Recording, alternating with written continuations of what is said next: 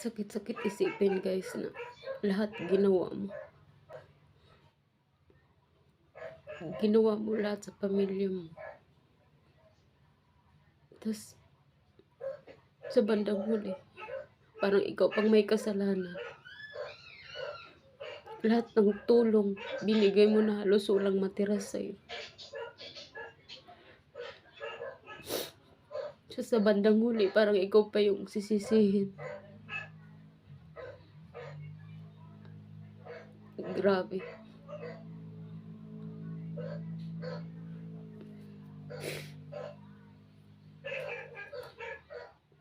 Grabe talaga. Halos wala na akong matirang pera. Makatulong lang ako. Tapos ganito lang. Parang ikaw pa yung... Ikaw na yung walang-wala dahil binigay mo lahat. Tapos parang ikaw pa yung...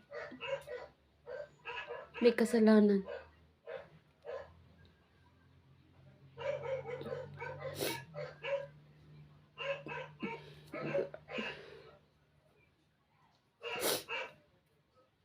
Ang hirap maging breadwinner sa pamilya.